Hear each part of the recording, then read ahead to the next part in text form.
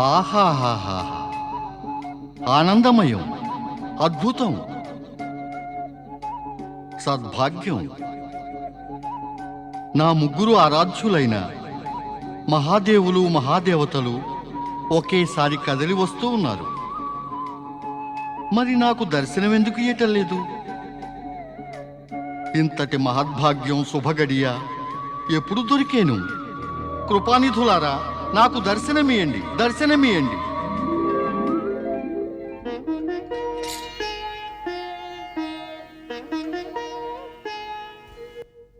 నారద, నీవు ముల్లోకాల్లోనూ ఎక్కడైనా మమ్ము వెంటాడక విడువవా ఏమిటి? పుత్రుడు ఇంకా భక్తుల నుండి వారి తండ్రి లేక ఆరాధ్యులు ఎన్నడైనా దూరమవగలరా? దూరమైతే ఆ పుత్రుడు భక్తులకి ఎంతటి దుర్దశ కలుగునో ఇది తమకు బాగా తెలిసినదే పరమపిత. నారద, బ్రహ్మదేవుని ప్రశ్నకు సమాధానం నీవు ఇచ్చావు కాని మా ప్రశ్నకు కూడా సమాధానమియ్యి. పరమశివ, తమరిది ఏం ప్రశ్న? నీవు అత్రి ఆశ్రమానికి వచ్చి మా బాలరూపాలను దర్శించావు కదూ. ఆ అనసూయాపుత్రులను సందర్శించడమే నీ ఉద్దేశ్యం అవునా నారదా? నారాయణ నారాయణ, నేను యుగయుగాల నుంచి 3 లోకాలలోనూ ముగ్గురు మహాదేవుల దర్శనం పలు పలు విధాల పొందుతూ వస్తున్నాను. దర్శనం విషయంలో నాకంటే అధిక భాగ్యశాలి ఈ జగత్తులో ఎవరున్నారు? ఇది మా ప్రశ్నకి సముచిత సమాధానం కాదు నారద. నారాయణ నారాయణ, దేవదేవ, ఇది మీ ప్రశ్నకు 3వ వంతు సమాధానమే. 4వ వంతు సమాధానం మరి ఏమిటంటే, నేను తమరి ముగ్గురి దర్శనం సులభంగా పొందగలనని కీర్తిగాంచినప్పుడు అప్పుడు తమరి శిశురూపాన్ని దర్శించుకునే సదవకాశాన్ని నేను మాత్రం చేజార్చుకోగలుగుతానా? నీవు ముగ్గురు దేవతలకు మా శిశురూపాలను గురించి సూచననిచ్చావా? ఎలా ఇవ్వగలను పరమపిత? దేవి అనసూయ తమ ముగ్గురి మధ్య వివాదం, తమరి కోరికల మధ్యలో నేను అడ్డు వస్తే నా పరిస్థితి ఏమగును? ముగ్గురు మాతలు ఇదే అనుకునేవారు. తమరు ముగ్గురు బాలురుగా మారడంలో సహకారం నాదేనని. నారదా, ఇప్పుడు అధిక ప్రసంగం చేయబోకు. నిజమేమిటంటే ఈ సంఘటనలన్నిటి వెనుక అదృశ్య రూపంలో నీవే ఉన్నావు. ఇందులో ఇక సందేహమే లేదు. నీవు మా అందరిపైన కూడా నారదలీల చూపకుండా వదల్లేదు. మాపై నీ లీలల్ని ప్రయోగించడానికి నీకు కొంచెం కూడా బాధ కలుగలేదా? నారాయణ నారాయణ, నా లీలలా?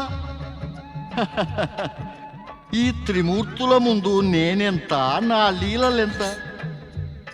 సత్యమేమంటే తమరు ముగ్గురు దేవతలు ఈ విషయాన్ని ఒప్పుకోనే లేదు కదా. సతీ అనసూయ జగతిలోనే సర్వశ్రేష్ఠ సతి అని. తమ ముగ్గురి చేత ఈ నిజాన్ని ఒప్పించటానికే పరీక్ష వంకతో త్రిమూర్తులు తమ లీలలను ప్రదర్శించారు. ఇక దోషం వ్యర్థంగా నాపై ఆరోపించబడుతోంది. మాతలారా, తమరు ఈ నిజాన్ని ఎప్పటికీ గుర్తుంచుకోండి. నా కృత్యాలన్నీ త్రిమూర్తుల సంకేతంపైనే జరుగుతాయి. నా అంతట నేను ఏమీ చేయలేని వాడను. శ్రీ మహావిష్ణు, ఇప్పుడు తమరిది చెప్పండి. పరమశివశంకరుడు సతీ అనసూయకి వరప్రసాదంగా పుత్రుని రూపంలో శివాంశ రుద్రావతారుణ్ణి ప్రసాదించారు కదా. ఆయనెవరు? జాగ్రత్త నారదా, ఆ రౌద్ర రూపధారి దూర్వాసునితో జాగ్రత్తగా ఉండు. అతనికి కోపం కలిగించావంటే ఇక నీవు కష్టాలు పడవలసిందే. నారాయణ నారాయణ, రుద్ర రూపధారి దుర్వాసుడా?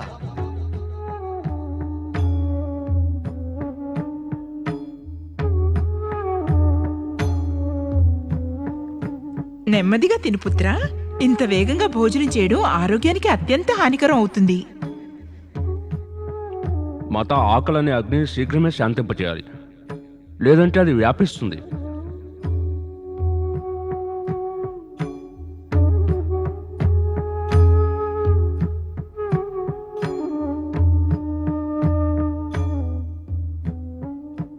మాత, ఇది నాకు తెలిసినదే తమరు నన్ను పరమశివుని ఆరాధన తపస్సు చేసి పొందారని.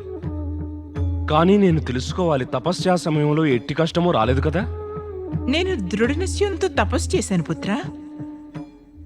అందుకే కష్టమనే ప్రశ్నే తలెత్తలేదు.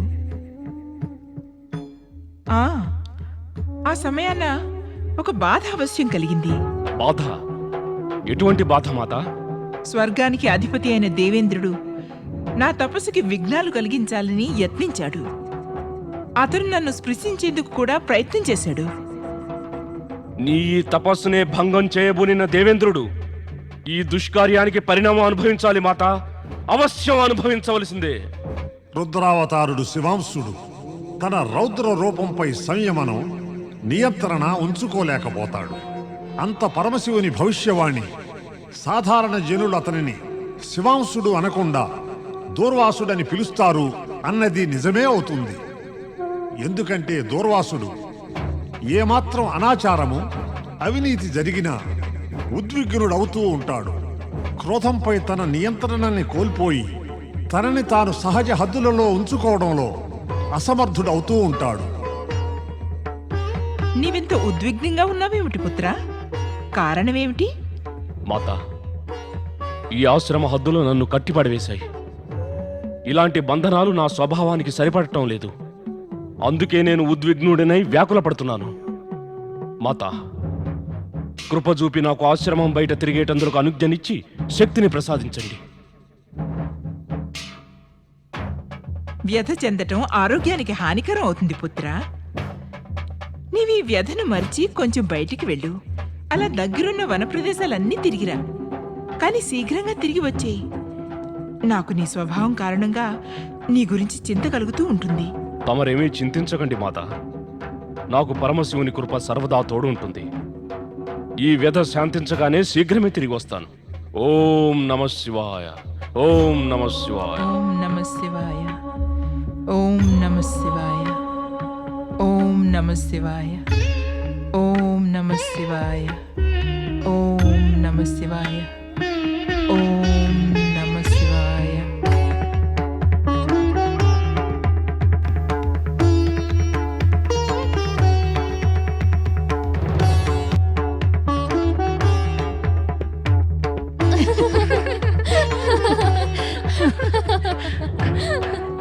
బహుశా ఈ ఋషి పుంగవులు పరమశివుని కోసం పువ్వులు తీసుకెడుతున్నారేమో. లేక ఏంటనుకుంటున్నావు? ఈ పూలు నీకోసం కోస్తున్నాడా? బహుశా ఆయన అంతకే కోస్తున్నారేమో. వెళ్ళి తెలుసుకోవడంలో తప్పేం లేదు కదా. దండాలి మహర్షి, తమరు ఈ పూలను భగవంతుడి కోసం కోస్తున్నారా? పూలు భక్తుల కోసం కోసుకుంటారా? పూలు భగవంతుని కోసమనే కోస్తారు. ఆ భగవంతుడు పూలతో ప్రసన్నుడవుతాడా? అవునవును, అవుతాడు, ప్రసన్నుడవుతాడు. ఈ పూలతో భగవంతుడు ప్రసన్నుడవుతాడంటూ వాటిని కోస్తూ తమరు ఎంతో కోపం తెచ్చుకున్నారు. ఇప్పుడు కూడా భగవంతుడు ప్రసన్నుడవుతాడా? ఆయన కూడా తమరి వల్లే తమపై కోపగించుకోరా? ఈ పూలను చూసి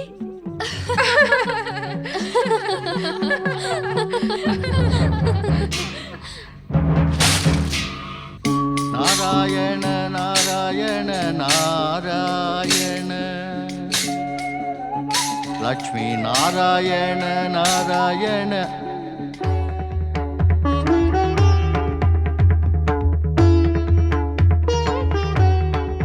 నారాయణ నారాయణ, ఇతనెవరో ఋషియే. కానీ ఈ కొత్త ఋషి ఎవరసలు? ఇంతకు ముందు నేనెప్పుడూ చూడలేదే.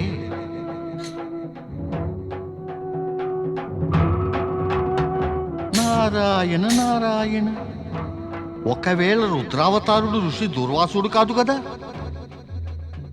మాత పార్వతి చెప్పారు కదా ఇతను అత్యంత క్రోధ స్వభావుడని, ఇతనితో జాగ్రత్తగా ఉండమని. నారాయణ నారాయణ నారాయణ నారాయణ. నారదుని ప్రణామాలు స్వీకరించండి ఋషివర్య. ప్రణామం. నారదుని ప్రణామాలు స్వీకరించండి ఋషివర్య. తమరి సముచిత పరిచయం తెలియచేయండి. మా మాత పేరు సతీ అనసూయ, మా పితరుని పేరు. తమరి పితరుని పేరు అత్రి ఋషి.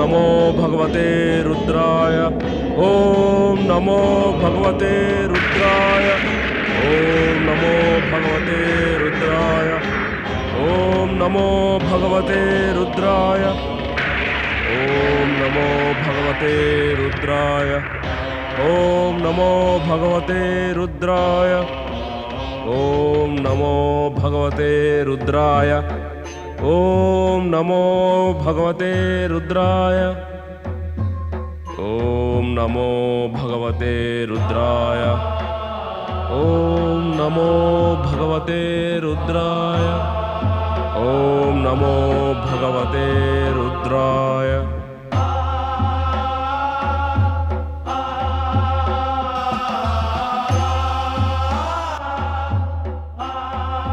అకస్మాత్తుగా తమరి ధ్యానం భంగమైందేమి స్వామి? రుద్రావతారుడు దుర్వాసుని జప ప్రభావంతో అలా అయినది దేవి. నారదుడు దుర్వాసుని క్రోధం శాంతింపజేయడానికి అతన్ని మమ్ములను ఆరాధించమని సలహా ఇచ్చాడు. మరి తమరిని ఆరాధిస్తే కనుక అతని క్రోధం శాంతమవుతుందా?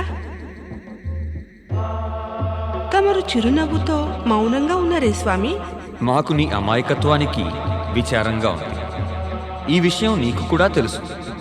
క్రోధము ఆరాధన రెండూ ఎప్పుడూ ఒకచోట ఎదురుబదురుగా ఉండవు. దూర్వాసుడు తన క్రోధ స్వభావాన్ని శాంతింపచేయుట కొరకు ఆరాధన చేస్తున్నాడు. కానీ అతని క్రోధ స్వభావం ఆరాధనతో శాంతిస్తుందా లేక లేదా ఇది తెలుసుకోవాలంటే ప్రతీక్షించవలసి ఉంది. దాంతోపాటే అతని ధైర్యాన్ని కూడా మనము పరీక్షించవలే.